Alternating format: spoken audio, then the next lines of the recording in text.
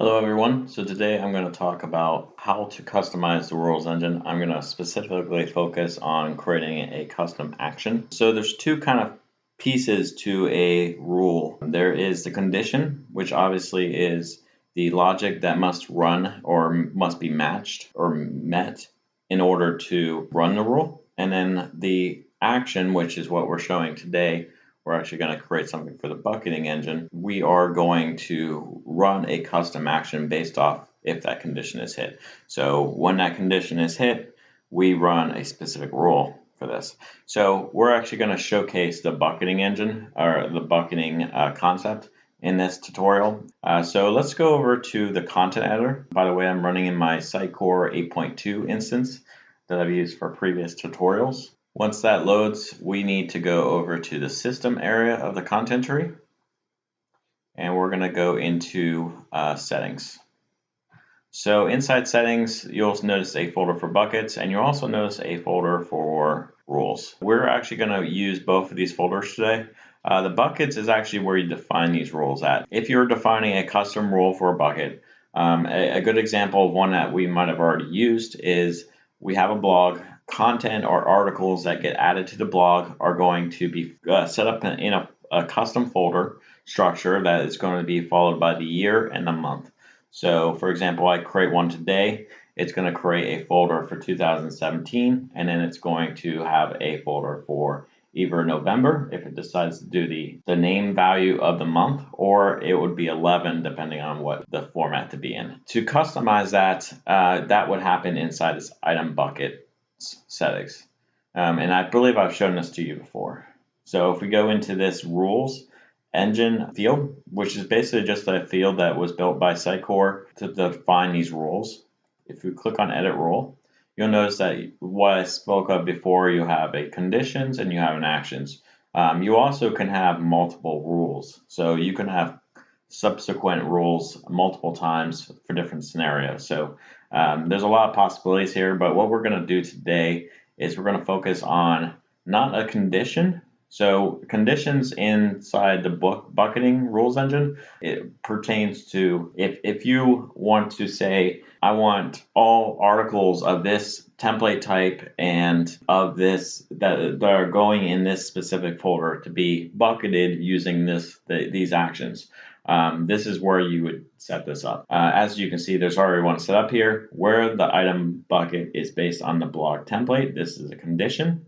And where the new bucketable item is based on the article template. So these are both conditions that I've defined, and then this is an action.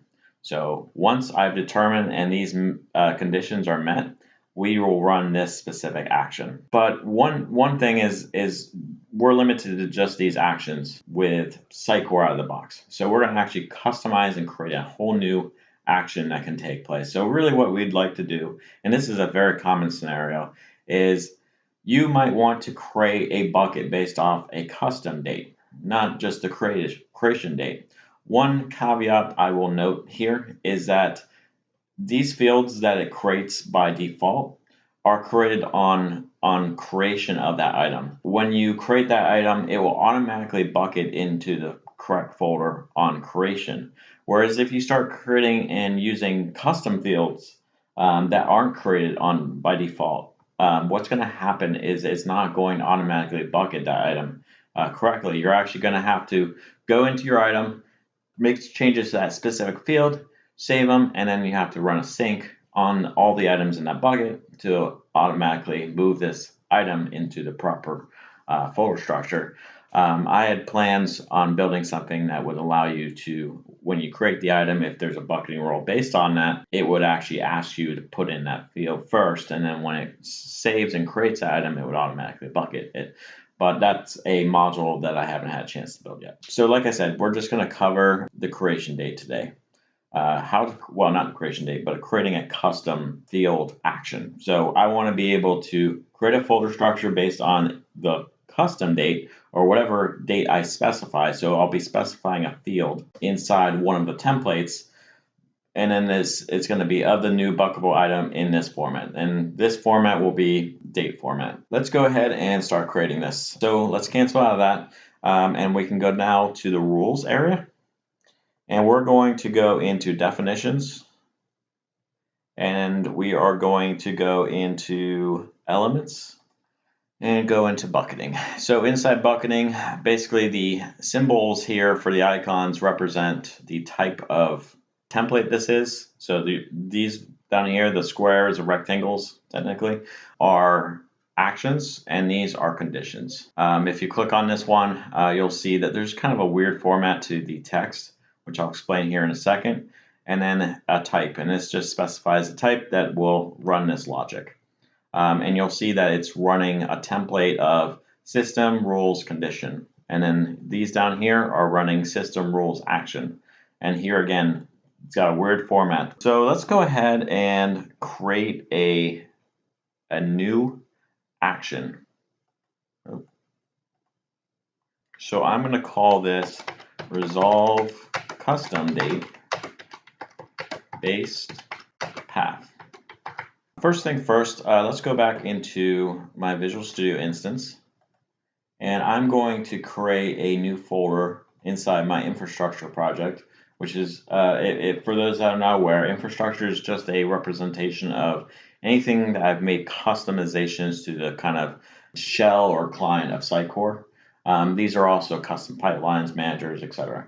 So I'm just going to place this here. Obviously, if you had a different structure, it would make sense wherever you want. One thing to note is if you are using a Helix implementation, you might want to put this into a foundation project and maybe call it either the rules engine or something like that. But I will just call this rules, and then I will call this buckets. And then I will call it actions, just to give it a hierarchical structure that represents what it is. And then I'll just create one called custom date action. Yes. So I'll get into customizing this in a second, but I will just copy this. And then I'll go back to my content editor and I'll paste in this.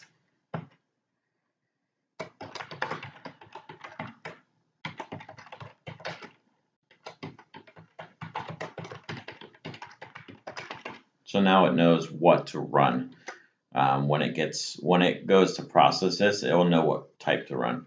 So the next thing is I want to specify this weird field. So first and foremost, I just want to give it a create the folder structure based on the, and I'll get to what I put here in a second, field of a new bucketable item in format. So these brackets, basically these are kind of dynamic ways that it uses template logic or tokenized logic to kind of pull this information in. So the first one is we really just want to get the field ID. So the first thing we'll put in is field ID, and this comes into our method when we're working with it. Second is tree, and this just specifies the type of field. When you click on this option, it will open up a way to select what you want, and we're going to say we want a tree. And then we're also going to specify the route. This is the path for selecting our field ID. So we really want just anything in the templates folder is the starting path, and then you can kind of go down to what you need. And then lastly is the custom date. This is actually just the label for this. When you're reading this from the rules engine, you'll see create the folder structure based on the custom date field of the new bucketable item. If that makes sense. Lastly, we need to get the format as well. So here again, I'm going to specify format, and then, which like I said is what's used in the code. There is a format type, and then we're just going to put in a default value for this. And we're just going to specify this, which basically is this might confuse most developers. You might see that and go, oh, this is some sort of special command. But no, this is just saying the new bucketable item in this format. So hopefully that makes sense. Let's add a period here as well, just make it well formatted. I'm going to save this change. And now you can actually work on testing these changes as you make them. So let's go back up to item bucket settings, click edit, and I'm just going to add a new one I just created, which is this one right here. Create the folder structure based on the custom date field of the new bucketable item in this format. So I'm just going to add that real quick. And now you can see that I can actually select the two kind of tokenized areas that I created. If I want to specify the custom date field, this is where I select it. This is, like I said, it would pull in a field ID. So I click on that option. You'll notice it opens up a tree list view. And it also puts you inside that templates folder that we specified. I could go into example, content, article, and what I really need to do is actually create a new field here just so we can demonstrate this real quick. Let's cancel out of that, save, and let's go up to, or down to actually, templates, example, content, article. Let's click on article. And we're just going to create a air date, which represents a date that this article is going to air. And it's just going to be a date field. It's not going to have a time. And lastly, like I like to do typically, is specify a title that is more user friendly, whereas the fields I set in my field editor is usually fields that I would use in the code. So just something to keep in mind there. Let's go back now up to where I was setting those rules for the item buckets. And I'll click on edit. And what I want to actually do is I'm going to delete this rule and I'm going to just add our custom rule. Now I'm going to select that custom date field I just selected on our article template. So the air date field, select. So now it's just saying that the air date field selected, but what it's going to do is it actually is going to return my field ID instead. And then you select the format. And I just want to return this in YYYMMM. So it's going to do 2017 and the month based on the air date is basically how that's going to work. So I'm going to save that. We're good to go on the configuration side. Now we're ready to just really start working with the code of working with the data here, so, or the custom class. Let's go back to the custom class.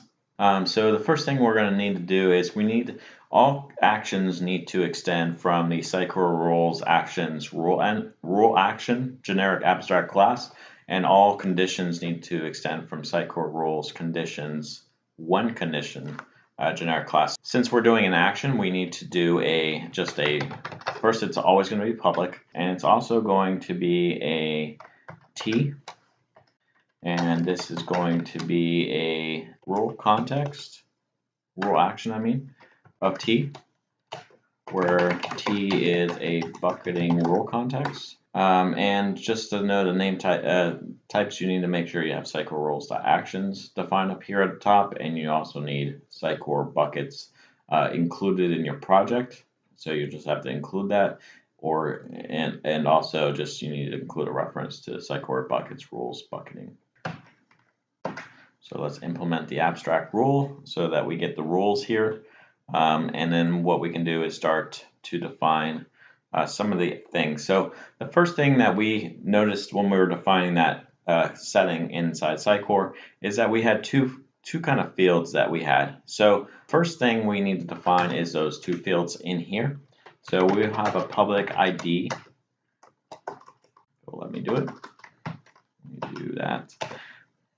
Field ID. Basically, it's actually not a field, it's a property. And then also a public string format. So the way this works is that reflection will be used to pass in these values as properties into this method. So we'll be able to use them here as well inside our code. The next thing is we need to start processing the date that we get. So var date equals rule context creation date. First we get the date, then we'll get the var item rule context database get item rule context new item ID. Just to explain what rule context is, it's basically when you're adding that item, it will have information about the item that you're adding. It knows its creation date. It also knows the item ID of that new item that you're adding. So basically this line is just getting that item. Once it has that new item, we'll do a if item does not equal null. Actually, what I'm going to do is reverse that. Equals null. Let's go return. So I'm just going to kick out that user. Then I'm going to do a var field, date field. I'm also going to specify this as well.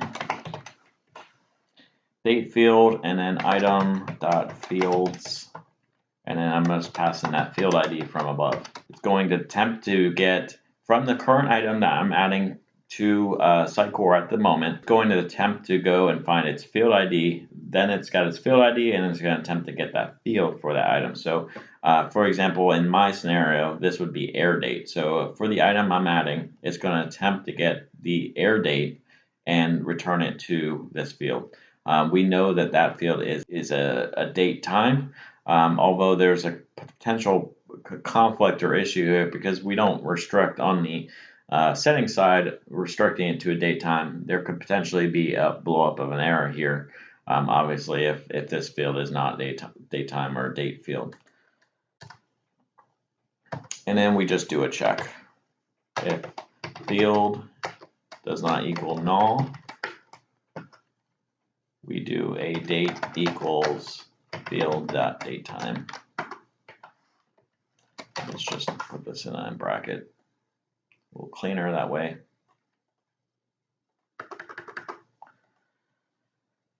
Now we have our date information. Again, we really should kick out the user if the date is not there. So if date equals null for any reason. Now what we're going to do is try to format that into the path. So var format equals format. If string is null or empty format, we will use the default formatting rules for this. Format, we'll use format, and then we'll use bucket, configuration, settings, and we'll get bucket folder folder path. So it's just going to use, if for some reason that format is empty, we're just going to go ahead and use a default one. Lastly, we need to kind of return that. The way we do this is actually we just set the rule context dot resolved path to this value. So rule context dot resolved path equals date, which is from above. So if it's not been kicked out, it's now going to be set, and we're going to set to string format context.culture. I want the Sitecore context culture. So that's really it. Let's go ahead and publish this change to our web instance. Publish is complete. Now let's go over to our web interface. So really, we just need to refresh this, but I'll just click this. It'll make it take a while. All right, it's loaded back up. And so what we're going to do is create a new article. By default, now these won't actually bucket. It'll be by default like what I mentioned before, because the air date is not created on creation. It's going to be created after that. What I'm going to do is create a new article. I'll just call it testing buckets. Click OK. And like I said, now notice it's outside of the bucket because we don't have any air date specified for this currently. So what I want to do to get this to work correctly is I'm going to set it to an air date. And I'm going to say this got aired on the 15th. Another important thing to note is that I've changed the bucketing logic here. So all of these articles will actually get unbucketed and be showing up where testing buckets displays because they currently don't have an air date. One way you could potentially fix this is you could set a token for air date. I believe it's just $ date. So let's actually go ahead and do that real quick. It's just this. You can go up to here. So let's go ahead and update this.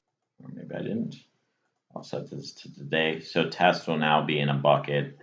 If this one, yeah, I did this one. So these will be in buckets. The ones that don't have any values specified for air date will not be in buckets.